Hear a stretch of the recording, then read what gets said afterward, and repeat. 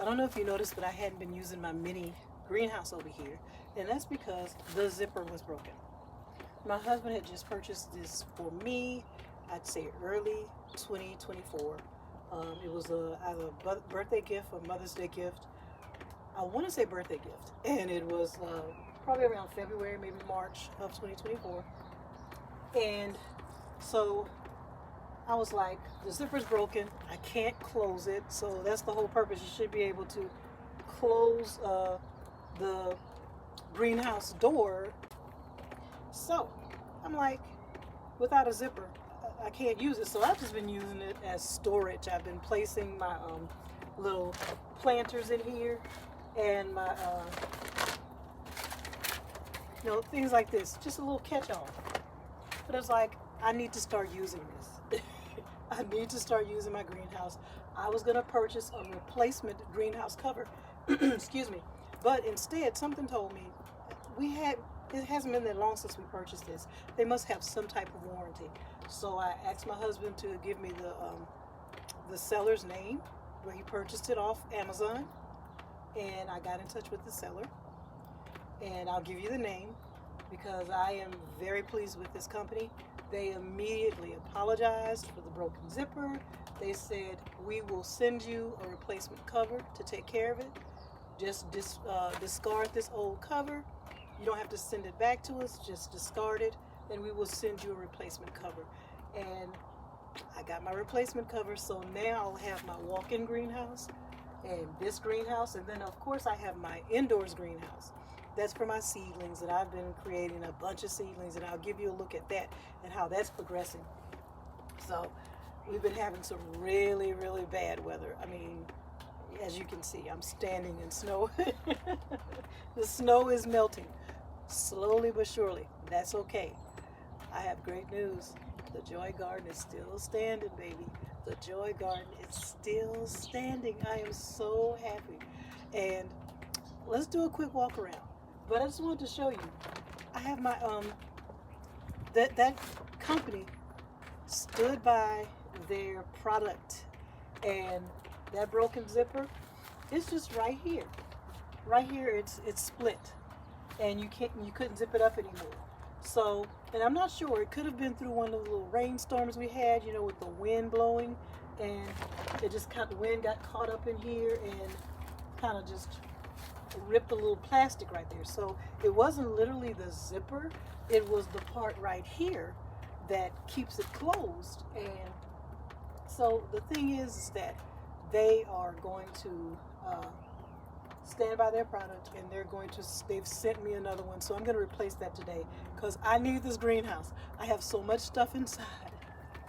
I'm going to need this greenhouse and the walk-in greenhouse. I have so much inside. I've been dropping seeds left and right, preparing. I have watermelon seeds in containers in there. I have okra. I have a bunch of stuff. But I have some cantaloupe seeds and some okra that is doing well. I will show you that. So I'm going to go ahead and change this out, and then I'm going to give you a little walk around and show you everything. I know I've shown pictures before, but we're going to talk about it. Come on, let's talk about it.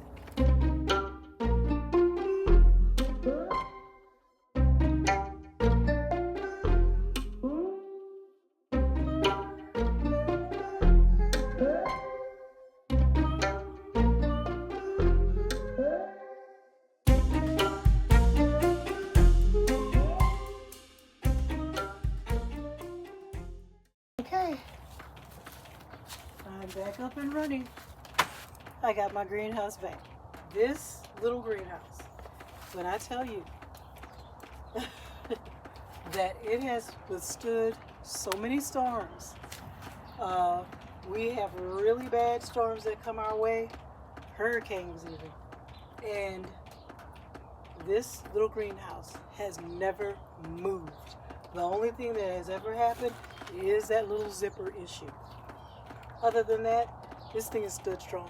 I'm going to be able to bring some of the seedlings that are inside.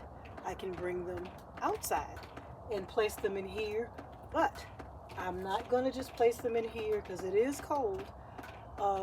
They're coming inside from an inside where there's a warm house. First of all, I'm not going to bring them outside just yet. We have to get out of this 30-degree weather. My husband is telling me that slowly but surely the temperatures will climb. We're going to get to 50 today. That's why I decided to uncover the rest of the garden. First of all, I wanted to see what was going on under there and see if everything survived. But also because I wanted the garden to benefit from the sunshine and the fresh air. And I think I'm already looking at them now and everything's all nice and lively. I can't wait to show you this, guys. The Joy Garden made it. It survived. Let's go take a look at that. And then we'll talk more about the seedlings and when I bring them from inside the house outside. I'll tell you what, I am looking forward to spring. I think it's going to be a blockbuster spring. Here we go. This is over here in this raised bed, the L-shaped raised bed where I had planted collards. Look at that. Can you believe that just a day ago that this was covered in snow? A heavy, thick blanket of snow. My collards, my cabbage. This is stonehead cabbage. I can't believe I'm doing this. I cannot believe I'm doing this. Just a day ago, I was out here fighting snow. And here we are. Okay? The stonehead cabbage. My kale. My Swiss chard. And my lettuce.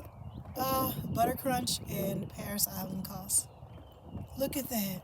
Oh, thank you, Lord God. I got to give him the praise because I didn't know if it was going to make it. My onions. And look how they're perking up because the sun and the wind is hitting them. I can tell the difference from when I first took the blanket off. And it's maybe about 45 minutes, maybe an hour. And now look. It is just soaking up the sun. Look at that. I protected the necks of those onions.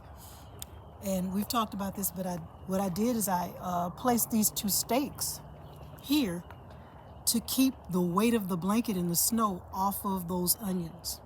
I didn't have like a bell cloche that I could put over these because they're kind of close together. I did put a bell cloche over that single onion over there, and that worked perfectly.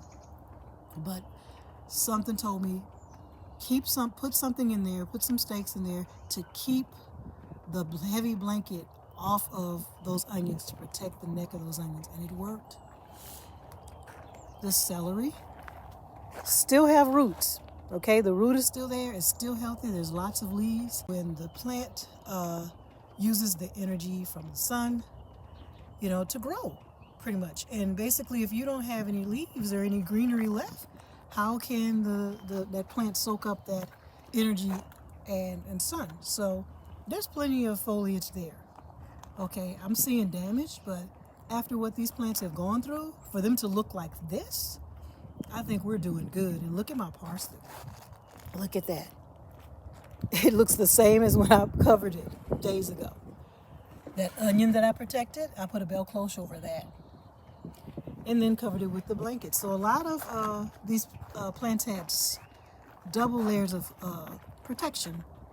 But see these collards, the garlic and onions and everything, and even the parsley, did not have that extra barrier like my strawberry plant here. Look at that baby. Look at that.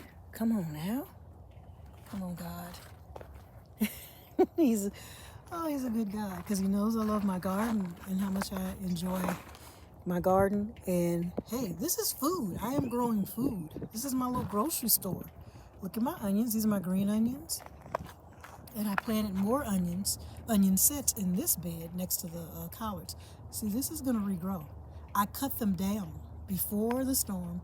I came in and I cut the leaves down.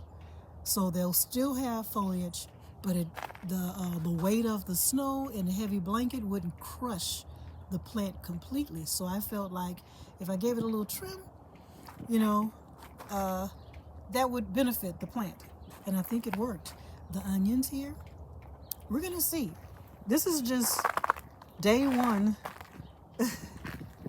of me uncovering them and letting them get some sun. So we're gonna, as time goes on, we're gonna really see how well these plants are doing. This is garlic, soft neck garlic in these 2 containers. Hard neck garlic here. No, I'm sorry, elephant garlic. And this is also soft neck garlic over here. Okay, you guys, I showed you this yesterday.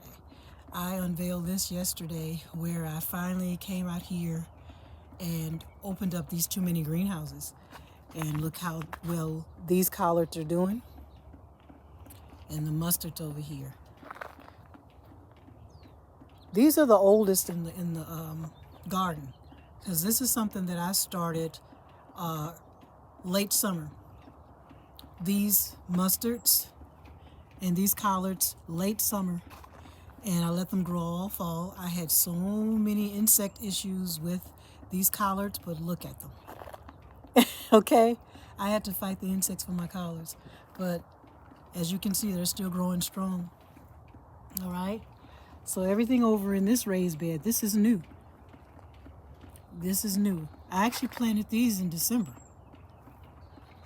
I planted these, the collards, these cabbages, the kale, Swiss chard, and the lettuce. I planted this in December. So at that point, we were having a very mild winter. We were having a very mild winter, and I felt it was safe to put some new transplants out. And boy, was I wrong. I had no idea January was going to come in like this. We had experienced such mild weather that I was still out here. There's some days I'd come out here in shorts and garden because it was just that warm. And then there were days when you just needed a light jacket. So experiencing what we experienced over the past couple of days, almost blizzard-like conditions, is absolutely mind-boggling. But as you can see, the preparations that I made, it paid off, and I am so grateful to God. I am very grateful. Everything looks good, you guys. And those of you who was rooting for me and wishing me luck, thank you. Thank you, guys. Thanks for your support. I appreciate it. All right.